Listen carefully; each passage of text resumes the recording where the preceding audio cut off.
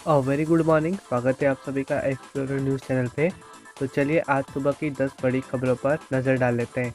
तो पहली बड़ी खबर है कि दिल्ली में कोविड-19 टीकाकरण अभियान के तहत लोगों को टीका लगाने का आंकड़ा शनिवार को 1 लाख से अधिक हो गया, जिनमें अधिकतर स्वास्थ्यकर्मी हैं। अधिकारियों ने शनिवार को यह जानकारी दी। दिल्ली में शुक्रवार को 9,200 से अधिक स्वास्थ्यकर्मियों को कोविड-19 टीका लगाया गया था। एक वरिष्ठ अधिकारी ने कहा कि अब तक 1 लाख से अधिक लोगों को कोविड-19 टीका लगाया जा चुका है। अग्रिम मोर्चे के कर्मचारियों के टीकाकरण की भी शुरुआत की गई है। अगली बड़ी खबर है कि मध्य प्रदेश के मुख्यमंत्री शिवराज सिंह चौहान प्रदेश के भाजपा अध्यक्ष वी.डी. शर्मा के साथ नगरीय विकास चुनाव की तैयारियों को लेकर कटनी पहुंचे।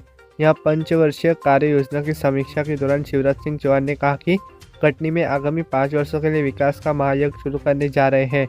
इसके लिए ज़रूरी है सुनियोजित विकास हो, ठोस काम हो। चटनी की अचार की तरह सरकारी पैसे खर्च नहीं करने हैं कि कुछ काम यहाँ हो जाए, कुछ काम वहाँ हो जाए। जो भी काम होंगे ठोस काम होंगे। इसके साथ ही सीएम ने पंचवर्षीय कार्य योजना के तहत कटनी में होने वाले कार्यों के बारे में जानकारी भी दी। सीएम शिवराज सिंह चौहान ने आगे कहा कि अभी नगरीय निकायों की योजना बना रहे हैं, इसके बाद ग्राम पंचायतों की योजना बनाएंगे, उसी पर आगे बढ़ेंगे, लोगों की अपेक्षा को पूरा करेंगे। अपने भाषण के दौरान सीएम ने निर्देश देते हुए कहा कि कटनी के हर घर में पेयजल की व्यवस्था होनी चाहिए और हर नल से शुद्ध जल निकालना चाहिए। खुले में मल नहीं बहेगा, इसके लिए विस्तृत योजना बनाए। अधिकारी एक बार ज़रूर देखें कि काम में देरी क्यों हो रही है। अब ये नहीं चलेगा। कोई समस्या है तो तत्काल जनप्रतिनिधियों का सहयोग लेकर उसे सुलझाने की व्यवस्था की जाए। शहर में मास ट्रांसपोर्ट के लिए व्यवस्थित योजना बनाए। जितनी ज़रूरत हो उस हिसाब से ही बस की खरीदी हो। यहाँ की जितनी आबादी है उसके हिसाब से सोचे और योजना बनाए। शहर का बस स्टैंड अच्छा होना चाहिए। सीएम ने आगे कहा कि कटनी को सबसे स्वच्छ शहर बनाना है, इसके लिए जनता का सहयोग ले। कटनी पीछे रहने वाला शहर नहीं है। स्वच्छता में अभी 5 स्टार है, आगे 7 स्टार का प्रयास करें। सूखा और गीला कचरा अलग अलग करने के लिए जनता को जागरूक करें। यह सब बातें शिवराज सिंह चौहान ने कही। अगली बड़ी खबर है कि संघ लोक सेवा आयोग नई दिल्ली की ओर से आयोजित कंबाइंड डिफेंस सर्विस परीक्षा 2021 आगामी 7 फरवरी को 3 पालियों में आयोजित की जाएगी। प्रथम पाली सुबह 9 बजे से 11 बजे, द्वितीय पाली दोपहर 12 बजे से 2 बजे एवं तृतीय पाली दोपहर 3 बजे से शाम 5 बजे तक आयोग द्वारा निर्धारित रायपुर शहर स्थित 7 परीक्षा केंद्रों में संचालित होगी। इसके लिए कंट्रोल प्रभारी एस.के. पटेल डीपीसी राजीव गांधी शिक्षा मिशन को बनाया गया है। वहीं छत्तीसगढ़ लोक सेवा आयोग द्वारा आयोजित राज्य सेवा की प्रारंभिक परीक्षा 2020 14 फरवरी दिन रविवार को 2 पालियों में आयोजित की जाएगी। प्रथम पाली सुबह 10 बजे से 12 एवं द्वितीय पाली दोपहर 3 बजे से 5 बजे तक आयोग द्वारा निर्धारित 69 परीक्षा केंद्रों में आयोजित की जाएगी। परीक्षा के दौरान आवंटित परीक्षा केंद्रों में परीक्षा में अनैतिक कार्यों की रोकथाम के लिए गठित दल सतत निरीक्षण करेंगे। कर्मचारी चयन आयोग यानी एसएससी की ओर से आयोजित संयुक्त हायर सेकेंडरी स्तरीय परीक्षा 2019 टीयर 2 परीक्षा 14 फरवरी 2021 दिन रविवार को आयोजित किया जाएगा। यह परीक्षा प्रथम पाली सुबह 10 बजे से 11 बजे तक एवं दृष्टि विकलांग अभ्यर्थी के लिए सुबह 10 बजे से 11:20 बजे तक यह परीक्षा होगी। इसी तरह कनिष्ठ हिंदी अनुवादक, वरिष्ठ हिंदी अनुवादक एवं हिंदी प्राध्यापक परीक्षा 2020 टीयर 2 की द्वितीय पाली दोपहर 1 से 3 बजे तक एवं दृष्टि विकलांग अभ्यर्थियों के लिए दोपहर 1 बजे से 3:40 बजे तक आयोग द्वारा निर्धारित परीक्षा केंद्रों में परीक्षा संचालित की जाएगी। अगली बड़ी खबर है कि पूर्वोत्तर सीमांत रेलवे ने अगरतला से हावड़ा और सियालदह के लिए 11 फरवरी से स्पेशल किसान ट्रेन चलाने का फैसला किया है। एक अधिकारी ने शनिवार को यह जानकारी देते हुए कहा कि इससे पूर्वोत्तर के किसानों और ट्रांसपोर्टरों को फायदा होगा। रेलवे के एक अधिकारी ने कहा कि यह रेलगाड़ी Dharmanagar, Badarpur, Lumding, Guwahati, Kamakhya, Goalpara, New Bongaigaon, New Alipurduar, New Cooch Behar, New Jalpaiguri, Malda Town, Khalilpur, Bardhaman और बंदेल में माल चढ़ाने और उतारने के लिए रुकेगी। एनएफ रेलवे के मुख्य जनसंपर्क अधिकारी सुभानंद चंदा ने कहा कि भारतीय रेलवे ने जल्द खराब होने वाले सामान तथा दूध, मीट, मछली सहित कृषि उत्पादों के परिवहन के लिए किसान रेल सेवाएं शुरू की है। उन्होंने कहा कि ये रेलगाड़ियां अपने निर्धारित समय के हिसाब से चलेगी, ट्रेनों में देरी नहीं हो। इसकी कड़ाई से निगरानी की जाएगी। स्पेशल किसान ट्रेन सप्ताह में एक दिन गुरुवार को शाम 7:15 बजे अगरतला से रवाना होगी। यह शनिवार को सियालदह पहुंचेगी। अगली बड़ी खबर है कि पंजाब एंड सिंध बैंक को चालू वित्त वर्ष की दिसंबर 2020 में समाप्त तीसरी तिमाही में 2375.53 करोड़ रुपए का शुद्ध घाटा हुआ है। डूबे कर्ज के लिए ऊंचे प्रावधान की वजह से बैंक के घाटे में भारी बढ़ोतरी हुई है। इससे पिछले वित्त वर्ष की समान तिमाही में बैंक को 255.49 करोड़ रुपए का शुद्ध घाटा हुआ था। सितंबर तिमाही में भी बैंक को 401.27 करोड़ रुपए का घाटा हुआ था। शेयर बाजारों को भी सूचना में बैंकों ने कहा कि तिमाही के दौरान उसकी कुल आय घटकर 1982.52 करोड़ रुपए पर आ गई। इससे पिछले वित्त वर्ष की समान तिमाही में यह आंकड़ा 2077.01 करोड़ रुपए रहा था।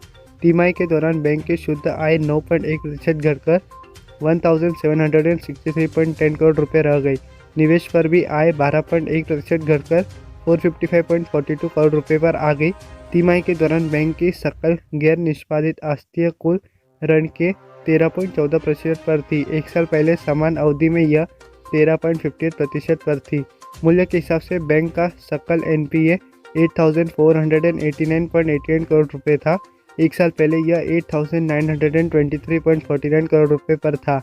बैंक का शुद्ध एनपीए उल्लेखनीय रूप से घटकर 2.84% पर आ गया। एक साल पहले 8.7% पर था। तिमाही के दौरान डूबे कर्ज और अन्य आकस्मिक खर्च के लिए बैंक का प्रावधान बढ़कर 2924.68 करोड़ रुपए पर पहुंच गया, जो इससे पिछले साल समान तिमाही में 494.30 करोड़ रुपए था। तिमाही के दौरान डूबे कर्ज के लिए प्रावधान 1482.17 करोड़ रुपए रहा, जो एक साल पहले समान अवधि में 464.01 करोड़ रुपए था। अगली बड़ी खबर है कि देश के प्रतिष्ठित उद्योगपति रतन टाटा ने सोशल मीडिया पर उनको भारत रत्न देने की मांग कर रहे लोगों से इस अभियान को बंद करने का आग्रह किया है। सर टाटा ने कहा है कि वह भारतीय होने पर खुद को भाग्यशाली मानते हैं और उन्हें देश की वृद्धि और समृद्धि में योगदान देने पर खुशी होगी। 100 अरब डॉलर से अधिक के टाटा समूह के मानद चेयरमैन ने सोशल मीडिया के प्रयोगकर्ताओं से उनके लिए भारत रत्न की मांग के अभियान को रोकने को कहा है।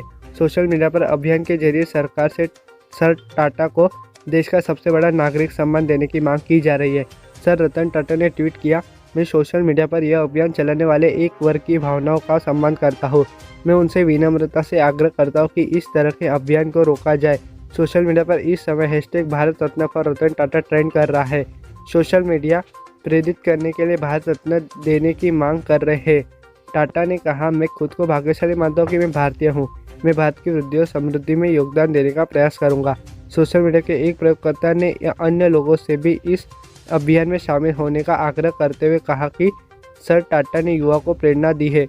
उन्होंने युवाओं को बताया कि जीवन में सफलता हासिल करने के लिए अपनी क्षमता पर भरोसा करना जरूरी है। एक अन्य प्रयोगकर्ता ने सर टाटा को देश का सही मायने में हीरो करार देते हुए कहा कि वह भारत रत्न पाने के हकदार है। अगली बड़ी खबर है कि वित्त वर्ष 2021-22 का बजट 1 फरवरी को वित्त मंत्री निर्मला सीतारमण ने पेश किया। इस बजट में वित्त मंत्री ने टैक्स पेयर्स की संख्या बढ़ाने की कोशिश की और इसको लेकर कुछ प्रावधान भी जोड़े हैं। केंद्र सरकार ने इनकम टैक्स रिटर्न फाइल करने को बढ़ावा देने के लिए टीडीएस के नियमों को उन लोगों के लिए कड़ा कर दिया जो आईटीआर फाइल नहीं करते हैं। इसके लिए सरकार ने इनकम टैक्स एक्ट में सेक्शन 206AB को जोड़ दिया है। जब नए नियमों के मुताबिक जिन लोगों ने इनकम टैक्स रिटर्न फाइल नहीं किया है उन पर tax collection at source TCS भी ज़्यादा लगेगा। इसके लिए सरकार ने इनकम टैक्स एक्ट में सेक्शन 206CCA को जोड़ दिया है।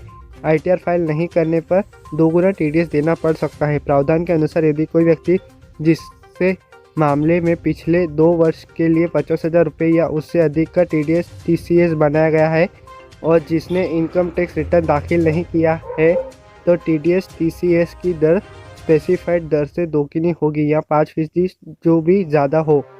हालांकि यह प्रावधान वहां नहीं लागू होगा जहां टैक्स को सैलरी, इनकम, लॉटरी इत्यादि में जीती रकम, गुड़ दौड़ में जीती रकम के तहत काटने की ज़रूरत होती है। वहीं सरकार 75 साल से अधिक उम्र के बुजुर्गों पर पड़ने वाले दबाव कम करने जा रही है। 75 साल से अधिक के उन बुजुर्गों जिनकी आय का स्रोत सिर्फ पेंशन और ब्याज है, उन्हें अब इनकम टैक्स रिटर्न नहीं भरना पड़ेगा। अगली बड़ी खबर है कि किसान आंदोलन को लेकर कई विदेश हस्तियों के ट्वीट करने और इस पर विदेश मंत्रालय की प्रतिक्रिया को लेकर विदेश मंत्री एस जयशंकर ने जवाब दिया है। विदेश मंत्री ने अपने मंत्रालय की प्रतिक्रिया का बचाव करते हुए कहा कि ये साफ हो रहा है कि ट्वीट करने वाले लोगों को इस पर जानकारी नहीं है। शनिवार को आंध्र प्रदेश के विजयवाड़ा में अपनी प्रेस वार्ता में विदेश मंत्री ने इस पर जवाब दिया है। वहीं विदेश मंत्री ने बताया कि अभी तक 15 देशों में कोविड-19 वैक्सीन की आपूर्ति की जा चुकी है और अन्य 25 देश वैक्सीन के लिए कतार में हैं।